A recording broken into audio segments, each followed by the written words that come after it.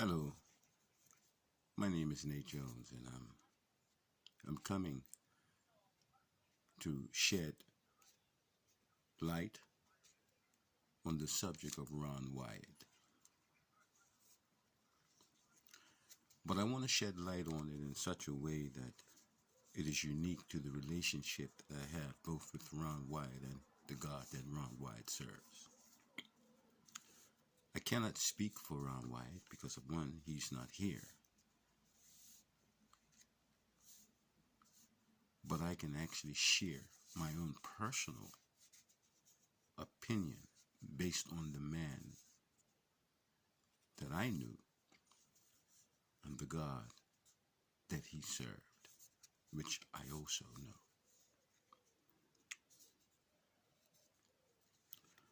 How I came to know Ron Wyatt was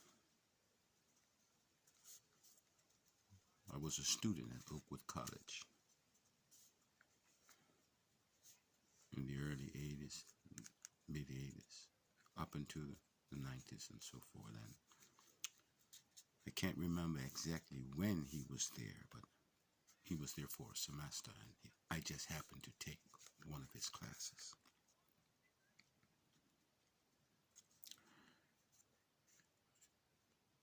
He was a very simple man, very knowledgeable man, but a very humble man.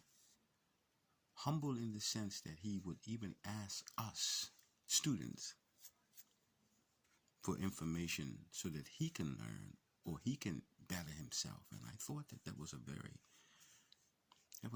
interesting take, because most teachers don't look to their students for anything except for them to listen and pay attention and win, as it were, what it is they're trying to teach us. But he wasn't like that. Of course, he was teaching us, but in the midst of teaching, he was ready to learn. And I found that to be a remarkable trait from such a humble man. But anyway, he told us that he had found the Ark of the Covenant, and of course, the woos and ahs went off in the crowd. And I didn't really take the time as to think of whether or not other people believed him, but I believed him simply because of how he related to us and his mannerisms and his way. And of course, he told us that it was on a hush-hush because he really couldn't tell us too much about it because he had to go back and so on and so forth. And, I was very interested. And so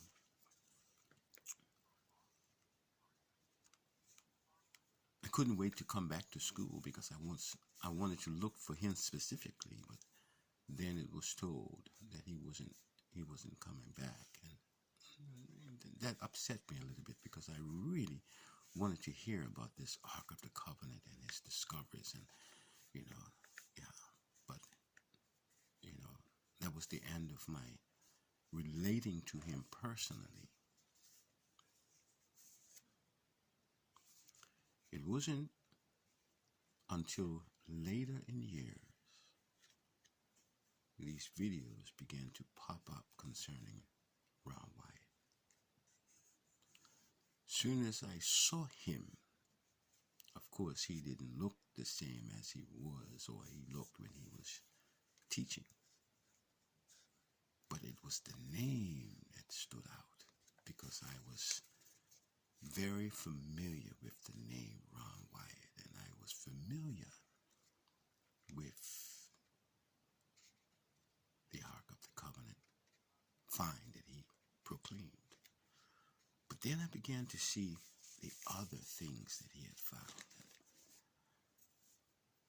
Noah's Ark, and how he systematically found several places and artifacts and so on and so forth.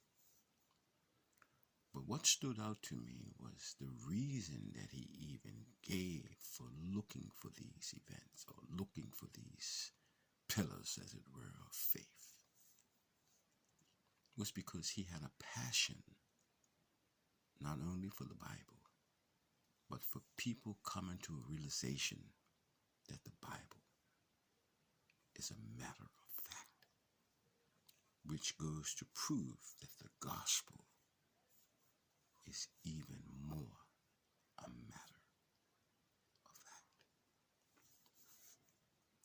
I'm looking at all these things and I'm enraptured in awe and praise and wonderment at how God was using this man until I started to look and see the challenges, which I really expected because, Jesus says that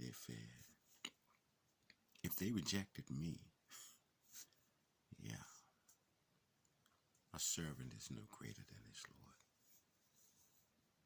And then I saw some of my people raising flags and so on. And then I began to get a little bit disturbed and angry.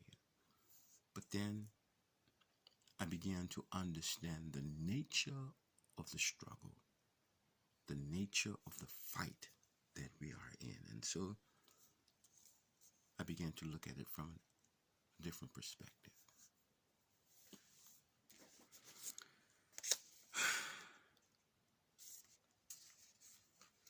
This is where I want to add my 2 cents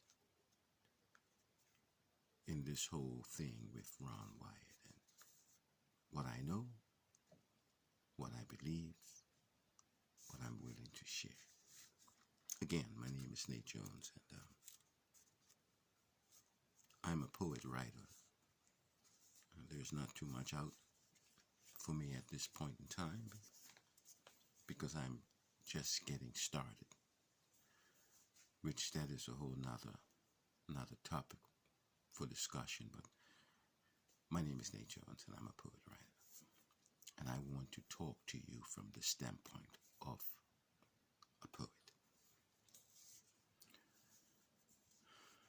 Ron Wyatt made some outstanding claims, especially when it relates to the Ark of the Covenant.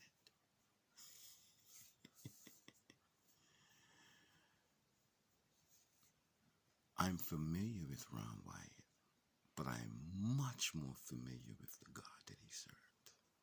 I'm much more versed in the God that he served. So let me give you my understanding of this amazing spectacle. Ron Wyatt said that he had a passion for revealing, as it were, the simple things of the Bible that will actually give credence to the Bible itself. And he had a passion for that. If you just start right there with God, this man was, Lord, I'm so sick and tired of these people saying that the Red Sea crossing was here. And that just doesn't make any sense. Because as a skeptic, and as skeptical as Ron Wyatt is, or had been, it takes a skeptic to understand skeptics. So he was like, this just doesn't make no sense. And I know that the Bible is real. So therefore, these places have to be where they say, where the Bible says it is. So let me go and look. So one after another, he finds these things. And he's not really amazed or surprised. I mean, of course, there are goosebumps that comes on him because he's found these things. But the goosebumps are coming because of the people's lack of interest, 1. 2, their lack of willingness to just uncover this stuff, and that God would use him.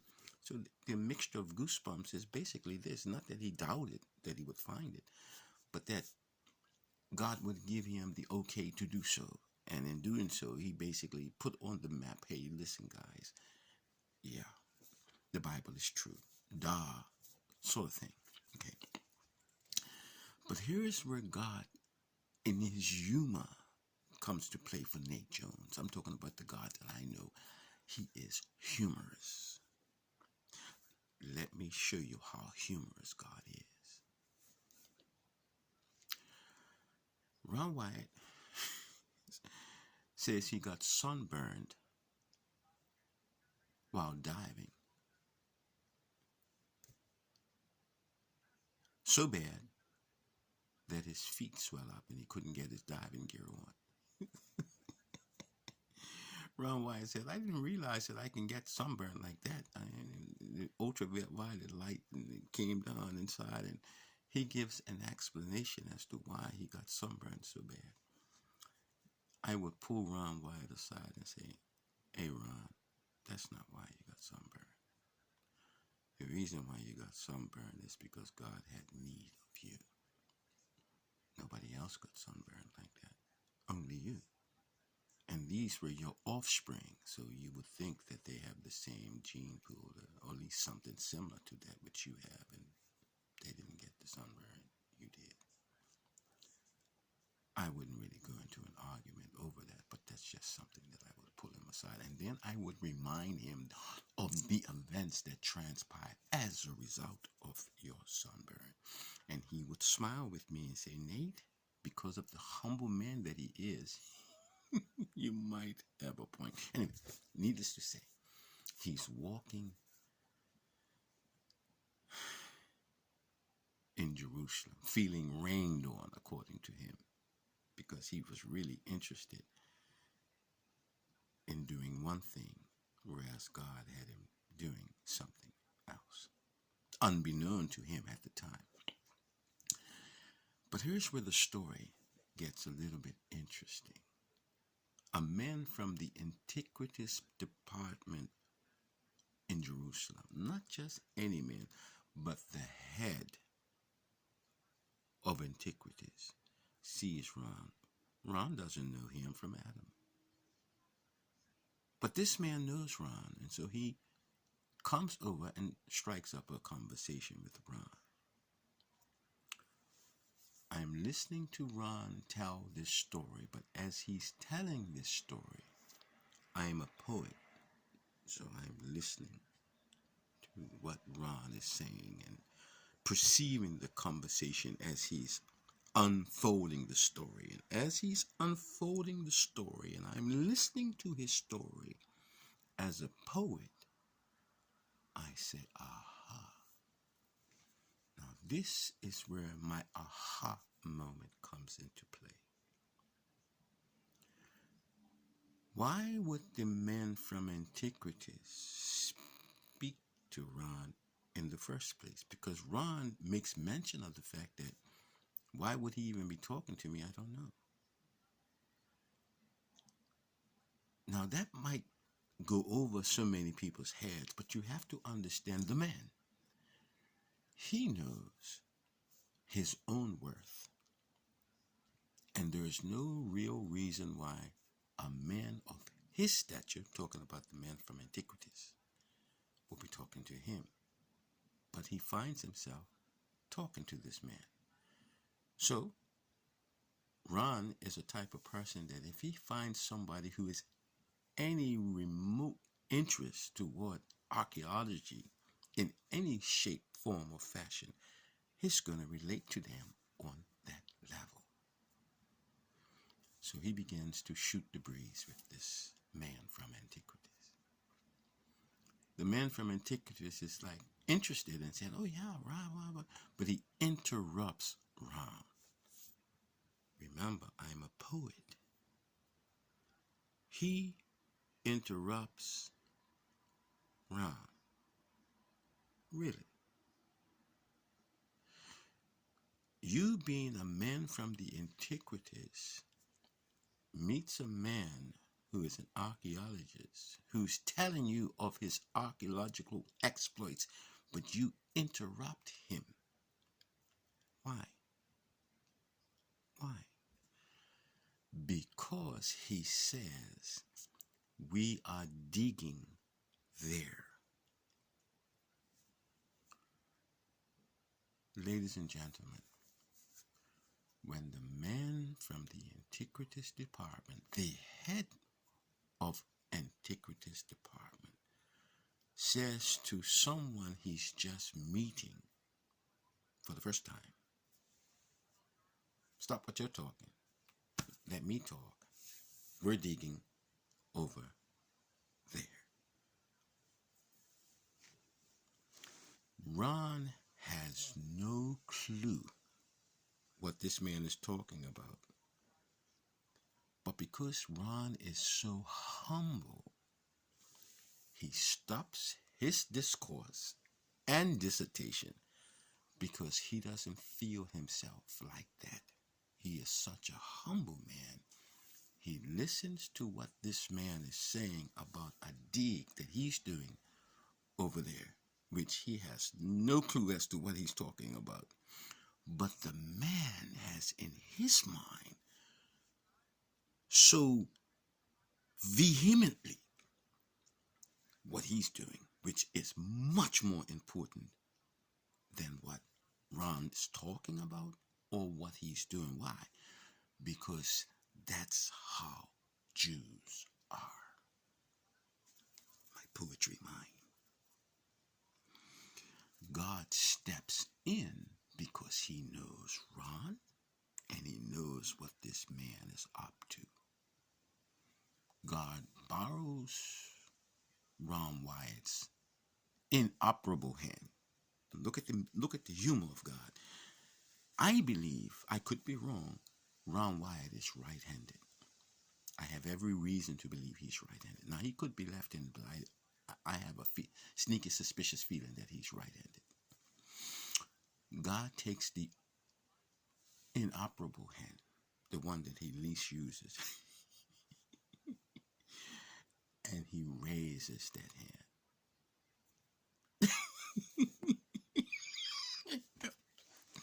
I'm laughing. It's not funny, but God is so humorous. I can assure you that God Ron's attention. The reason why he got his attention because that's his left hand. What's it doing going up? If it was his right hand, he probably wouldn't. He probably would have thought something. No, but God is so a matter of factish. God takes his left hand, which he knows has no business moving. And Ron Wyatt sees it going up. He's looking at his arm. He's like, how you get up there? I have no idea. But I know I'm not doing that.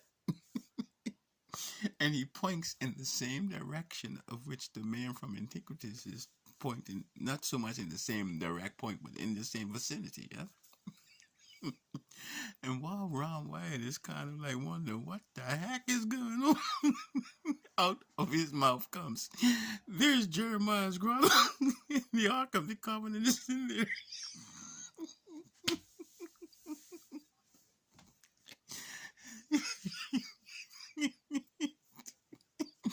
This humble man is having a conniption at this point because it's like what is going on?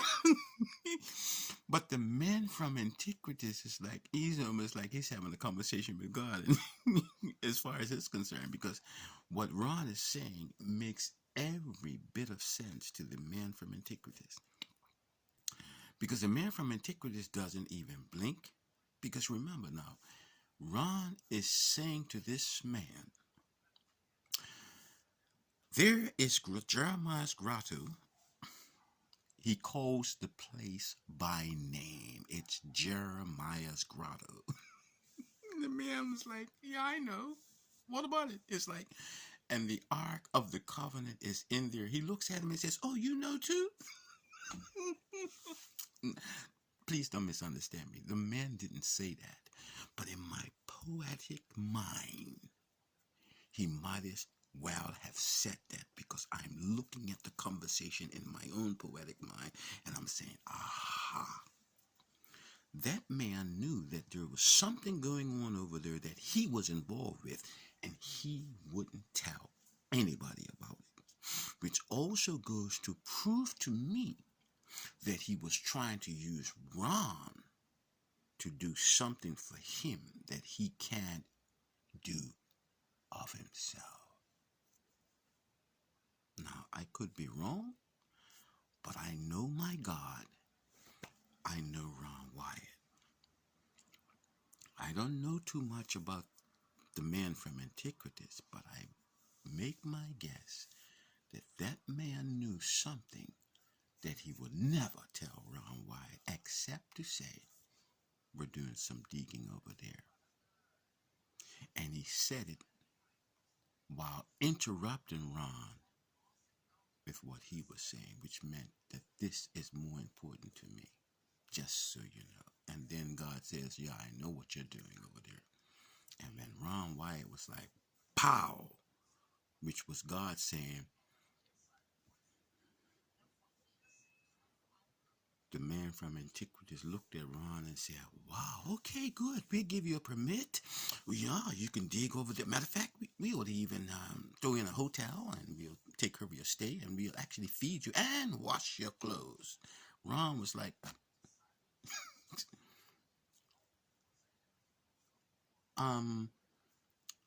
yeah, okay. No problem.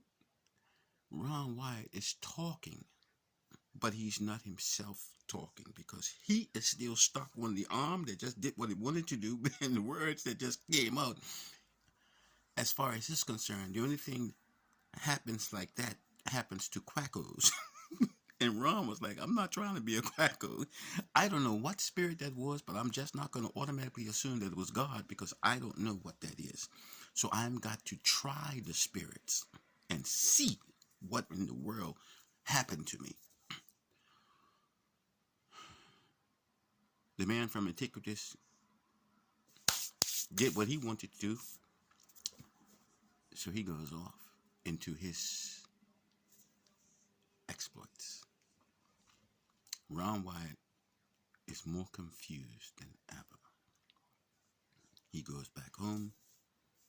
The first thing on his mind is, what happened to me and who did it? It's like when you got punched, you're looking, who punched me? I want to know the spirit. I want to know the name. I want to know who did it. So the first thing he does is that he said, Lord, I need to try this spirit. If it's you, then I need to know it's you. And, if it's the enemy, I need to know that too. So he's going home and having a prayer study. He's going to have a prayer vigil because he wants to know, am I a quacko or what happened to me? And so in the interim, he finds out through his study and through the spirit of prophecy and different things of that nature, and he realizes that it's quite possible that that ark could very well be there. And then he realizes that, okay, that was God, impressing him. Because he starts to put all the pieces together. He starts to realize that maybe me getting the sunburn might not have been something that I wanted. And me meeting up with that man and him telling me that there's a dig over there and blah, blah, blah. He's like, wow. So he goes and he seeks out this Ark of the Covenant. Fast forward.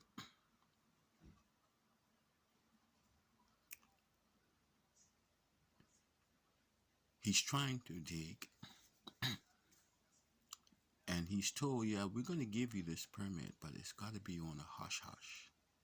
Because we can't really let anyone know that that you're doing this dig for the purpose of what you're doing it for. They know he's looking for the Ark of the Covenant. So they have no desire for that information to get out. So as far as they're concerned, we don't know him, and we have not given him permission to do any of those things. But at the same time, they're like, did you find anything? On the hush-hush. As a poet, I'm watching this stuff play out based on what Ron Wyatt is saying. I'm keeping up with what's going on. In the meantime, this thorough, humble man comes across signs in the rock, which he assumes they are cutouts to tell folks what took place. So he ascertains that this might be the place of, where things happen, and they have billboard signs to say what he's trying to piece these things together. He digs down a little further, trying to find the ark now. He finds crossholes. He says, I believe this is the place of crucifixion, but I can't tell who was crucified here. He doesn't make those assumptions. He just knows he's found the place of crucifixion. He sees several crucifixions and so on. As a matter of fact, he finds 4 holes. We know that in the crucifixion of Christ, there was 3 that we know of. Ron said he found 4 of them. Okay. He's chronologically putting these things down and what he's finding and so on and so forth. He notices a crack in the escarpment and how it comes down past the hole of the cross. He's just documenting these things. To make a long story short, he finds out about the finger bones and how he's saying that, so not only was this site of crucifixion, it was also a site of stoning. And that's another reason for the signs. And so this must have been a way, where they, did all of the dirty work in terms of, what they wouldn't allow in the city because of the Pharisees and the Sadducees and so on and so forth. So he's putting all this stuff together. Finally, he says that he gets double pneumonia. I'm listening to him. This man is seeking for God. And in the interim of doing so, he gets double pneumonia.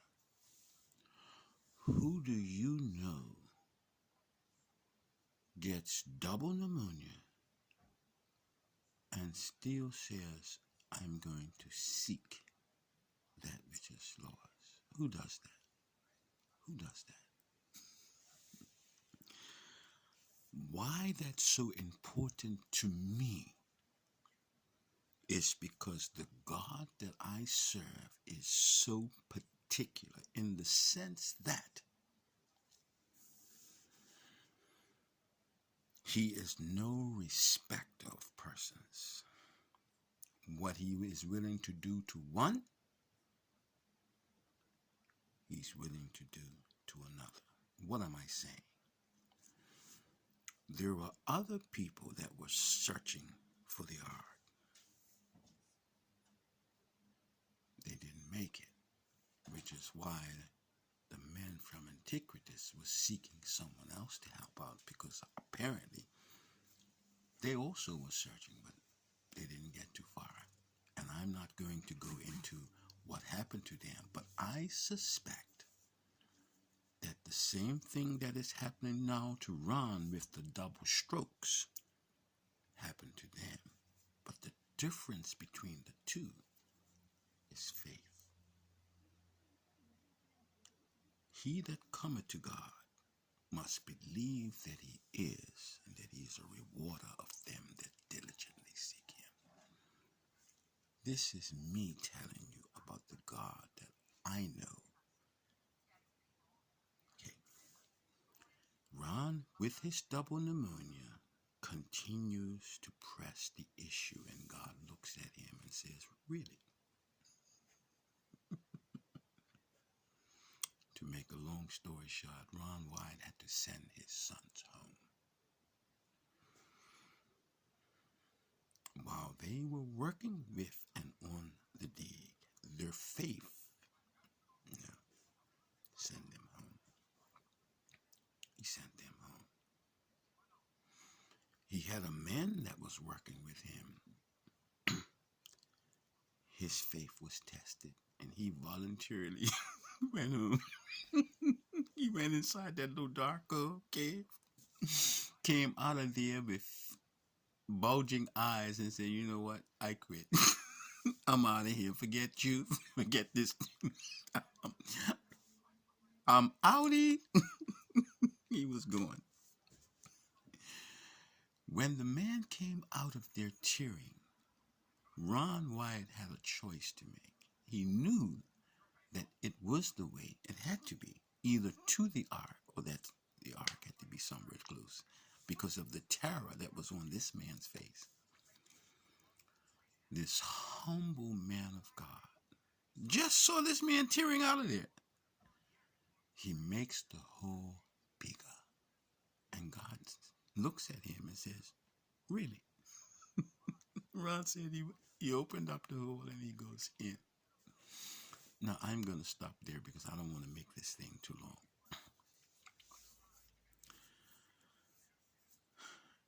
God rewards this man's faith.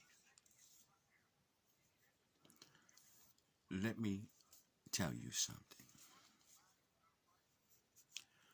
God might have used Ron Wyatt in this incident, but don't you ever think for 1 minute your faith will be less than his faith.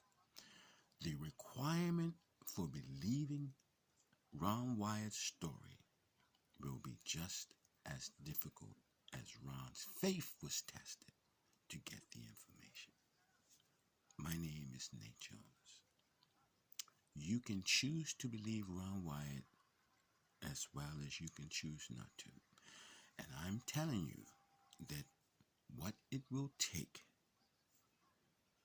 will be the equivalent to that which was given in order for the information to be ascertained.